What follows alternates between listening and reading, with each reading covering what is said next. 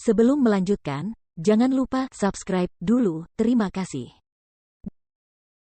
Bab 5. Mari kita hitung utang kita. Bahkan Jiang Chen tidak berpikir bahwa keterampilan transformasi naga akan sekuat ini. Hanya dengan berkultivasi selama 4 jam, dia telah berhasil menerobos ke tingkat berikutnya, mencapai alam Qijing tingkat 9. Selain kekuatan Yuannya meningkat, tubuhnya juga menjadi lebih kuat dari sebelumnya, karena itu kekuatan dan pertahanannya meningkat pesat. Selama pengembangan keterampilan transformasi naga, kekuatan Yuan dalam tubuh Jiang Chen telah terbentuk menjadi 2 pusaran air terpisah lagi. Dengan kecepatan tinggi, kedua pusaran air itu mulai mengalir menuju dantiannya dan mulai membentuk tanda naga berwarna darah. Namun, warna tanda naga itu pucat dan masih jauh dari jelas. Dengan pemikiran ini, tanda naga pucat mulai bergetar hebat, membuat kekuatan yang kuat keluar darinya. Sambil berteriak, Jiang Chen melontarkan pukulan dengan kuat sehingga menimbulkan suara menggelegar di udara akibat gesekan tersebut. Bagus, kekuatan pukulanku telah mencapai 5.000 jin, dan tanda naga pertama bahkan belum sepenuhnya terbentuk. Setelah sepenuhnya terbentuk, aku akan memiliki kekuatan 10.000 pon di balik setiap pukulan. Setiap kultivator biasa di alam Qijing tingkat 9 hanya dapat memukul dengan kekuatan 3.000 pon, dan beberapa jenius mungkin mencapai 4.000 pon. Tapi hanya dengan mengembangkan keterampilan transformasi naga saya dapat memukul dengan kekuatan 5.000 pon. Menakutkan. 5.000 pon sangat kuat untuk seseorang di alam Qijing tingkat 9. Dengan ini, Jiang Chen bisa bertanding imbang dengan Master Qijing. Mengambil napas dalam-dalam, Jiang Chen berhenti berkultivasi. Dia mendapat informasi lengkap tentang kultivasi, dan dia tahu pentingnya meletakkan fondasi. Di jalan kultivasi, dia harus melakukannya langkah demi langkah, bukan rus. High plus NG ke depan. Dia baru saja mulai mengembangkan keterampilan transformasi naga, dan dia telah membentuk sebagian tanda naga. Ini sudah cukup untuk memuaskannya untuk saat ini. Ada banyak sumber daya yang dibutuhkan seorang pejuang untuk mengolahnya. Pil, ramuan, semuanya harus dimiliki. Keterampilan transformasi naga memungkinkan Jiang Chen menyerap segala jenis darah di dunia ini, yang merupakan kemampuan luar biasa. Ada banyak jenis darah di dunia ini, ada yang kuat, ada yang berasal dari monster kuno yang bahkan memberikan kemampuan khusus. Aku sudah mati selama lebih dari 100 tahun, pasti banyak hal yang terjadi selama aku pergi. Jika ingatanku baik, kota Langit Wangi hanyalah sebuah kota kecil di Provinsi Qi. Aku bertanya-tanya seberapa jauh jaraknya. Benua ilahi adalah. Dia berpikir dalam hati. Meskipun dia pernah menjadi orang suci terhebat, dia tidak terlalu akrab dengan Provinsi Qi. Alam semesta Saint Origin mencakup wilayah yang sangat luas dan tidak ada yang tahu seberapa besar sebenarnya. Provinsi Qi adalah wilayah kecil sebagai perbandingan. Ayo pergi ke ruang belajar. Ayahku adalah wali kota Kota Langit Wangi. Dia seharusnya memiliki beberapa buku sejarah tentang alam semesta Saint Origin. Kisahku mendobrak gerbang menuju alam abadi dengan pedang adalah berita besar. Semua orang, termasuk kota Fragrant Sky seharusnya sudah mendengarnya. Berpikir pada dirinya sendiri, Jiang Chen meninggalkan kamarnya dan mulai berjalan menuju ruang belajar. Orang biasa tidak diizinkan memasuki ruangan wali kota karena tidak hanya ada buku yang disukai Jiang Zhenhai, tapi juga beberapa keterampilan dasar seni bela diri disimpan di sana. Namun, Jiang Chen bukanlah orang biasa. Dia adalah putra dari wali kota, dan dia bisa pergi kemanapun dia mau di dalam rumah wali kota. Jiang Chen tidak memperhatikan keterampilan seni bela diri itu saat dia langsung membuka buku sejarah tentang alam semesta Saint Origin dan mulai membacanya. Buku sejarah yang dibacanya telah mencatat semua peristiwa penting bagi alam semesta Saint Origin, termasuk informasi geografis singkat juga. Itulah yang dibutuhkan Jiang Chen saat ini. Membaca bab pertama buku itu, Jiang Chen tidak bisa menahan senyum kecilnya. Halaman pertama dalam buku itu adalah tentang orang suci terhebat dalam sejarah yang mencoba mendobrak gerbang menuju alam abadi dengan pedangnya. 100 tahun yang lalu, tapi sayangnya meninggal di tebing Saint. 100 tahun yang lalu, Jiang Chen telah menggunakan tetes terakhir darah Saint-nya, menerobos gerbang menuju alam keabadian sebelum meninggal di tebing Saint. Apa yang terjadi setelahnya tidak diketahui. Menurut sejarah, selama 100 tahun setelah dia meninggal, perubahan besar telah terjadi di alam semesta Saint Origin. Setelah dia menerobos gerbang menuju alam keabadian, semua orang suci lainnya yang telah hidup selama bertahun-tahun menggunakan kesempatan itu untuk melewati gerbang tanpa ada satupun yang tertinggal. Karena tidak adanya perlindungan dan pengelolaan para orang suci, alam semesta telah jatuh ke dalam kekacauan. Monster dan iblis muncul di mana-mana, dan pertarungan di antara klan yang berbeda menjadi gitu intens sehingga bahkan beberapa klan kuno pun musnah sepenuhnya. Dengan hilangnya klan kuno, klan baru telah muncul. Sayangnya buku sejarah ini hanya memiliki sedikit informasi tentang benua ilahi, dan sedikit informasi yang diberikan tidak jelas.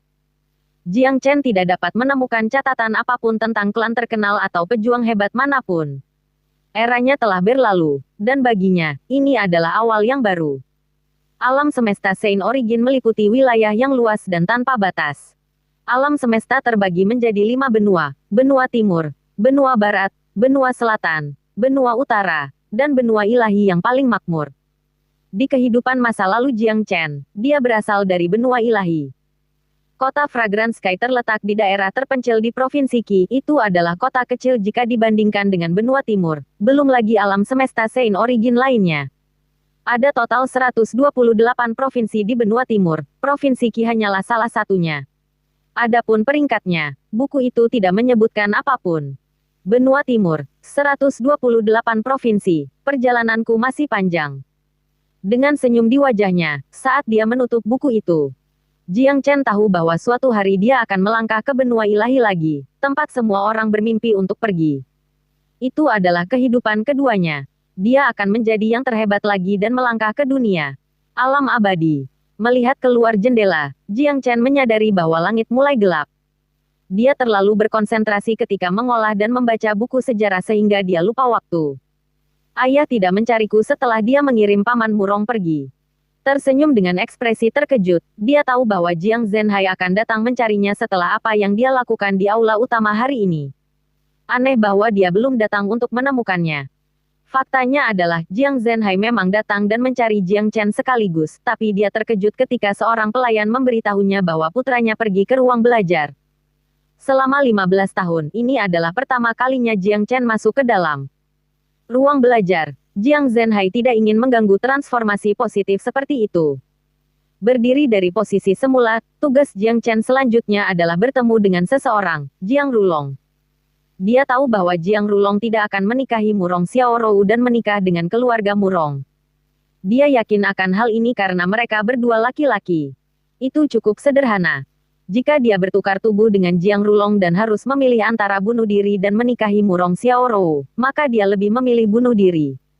Besok adalah upacara pernikahan, dan jika tebakannya benar, Jiang Rulong akan datang untuk mencoba membunuhnya malam ini.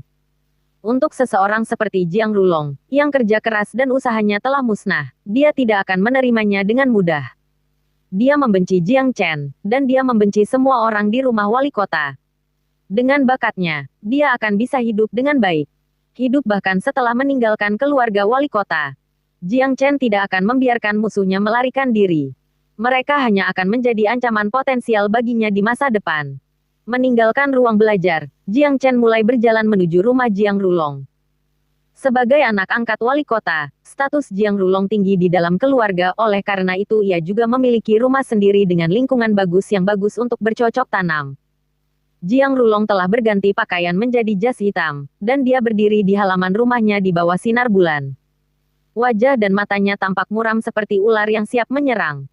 Jiang Chen, kamu menghancurkan segalanya. Cepat atau lambat aku akan membalas dendam. Suatu hari, seluruh rumah ini akan menjadi milikku. Berbicara pada dirinya sendiri dengan suara marah dan mengepalkan tinjunya erat-erat, tubuh Jiang Rulong menggigil karena mengingat kejadian sebelumnya, bagaimana dia harus menemani gadis jelek itu selama sehari.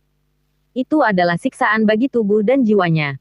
Dia tidak berani membayangkan apa yang akan terjadi jika dia benar-benar menikah dengan Murong Xiaorou dan tinggal bersama keluarga Murong. Tidak seorang pun bisa menahan Murong Xiaorou. Setidaknya dia sendiri tidak bisa. Itu sebabnya dia harus pergi sekarang. Tapi ada seseorang yang tidak membiarkannya pergi gitu saja. Hei, saudaraku, ini sudah larut jadi mengapa kamu berpakaian seperti ingin keluar? Besok adalah upacara pernikahan kamu dan istrimu. Kamu harus istirahat yang baik sekarang. Jiang Chen masuk dan menyapa Jiang Rulong. Pandangan kejam muncul di mata Jiang Rulong ketika dia melihat Jiang Chen. Dia tidak bisa menghentikan niat membunuhnya untuk mengalir keluar. Jiang Chen, mengapa kamu menjebakku? Jiang Rulong bertanya dengan suara kasar. Pada saat yang sama, seorang pria berdiri di luar kompleks. Pria itu tidak lain adalah Jiang Zhenhai yang datang untuk memeriksa Jiang Rulong. Jiang Zhenhai berhenti ketika dia mendengar pertanyaan Jiang Rulong, menahan napas dan bersembunyi di luar. Menggabungkan. Menjebakmu. Saudaraku, mengapa aku melakukan itu? Kupikir menikah dengan keluarga Murong adalah apa yang kamu idam-idamkan. Aku sedang membantumu, lihat saja tubuh Nona Murong. Diceritakan kami bahwa kamu tidak perlu khawatir tentang makanan ketika kamu menikah dengan keluarga mereka, dan kamu harus berterima kasih padaku untuk itu. Jiang Chen berkata dengan suara serius tanpa sedikit pun rasa malu dalam kata-katanya. Cukup, jangan menyebut gadis jelek di depanku itu lagi. Kemarin, kamu memintaku untuk menggantikanmu dalam pertunangan pernikahan ini, tapi kamu tidak pernah menyebutkan apapun tentang menikah dengan keluarga mereka. Jiang Chen, sejauh ini aku memperlakukanmu dengan baik. Jika kamu benar-benar ingin mengusirku, katakan saja padaku. Tidak perlu menggunakan metode tercela seperti itu. Kebencian memenuhi mata Jiang Rulong. Dia berharap dia bisa menggigit sepotong besar daging dari tubuh Jiang Chen. Mendengar apa yang dikatakan Jiang Rulong, Jiang Zhenhai merasa tidak berdaya dan menyesal atas apa yang terjadi pada Jiang Rulong. Jiang Chen sudah bertindak terlalu jauh dalam masalah ini. Memperlakukanku dengan baik. Baiklah, mari kita ungkap semuanya dan hitung utang kita. Jiang Chen bisa merasakan ayahnya berdiri di luar kompleks, tapi Jiang Rulong tidak bisa merasakannya, mengingat indranya jauh lebih lemah. Mengubah sikapnya, Jiang Chen memutuskan untuk mengungkap semuanya tanpa memberi kesempatan pada Jiang Rulong untuk melarikan diri. Izinkan saya bertanya kepada Anda, Jiang Rulong, Anda memerintahkan saudara-saudara Yong untuk menculik saya, membawa saya ke daerah terpencil, dan kemudian membunuh saya dan mengambil darah saya. Apakah ini yang Anda maksud dengan memperlakukan saya dengan baik? Setelah saya mati, kamu akan menjadi orang yang secara sah mewarisi apa yang dimiliki keluarga Jiang.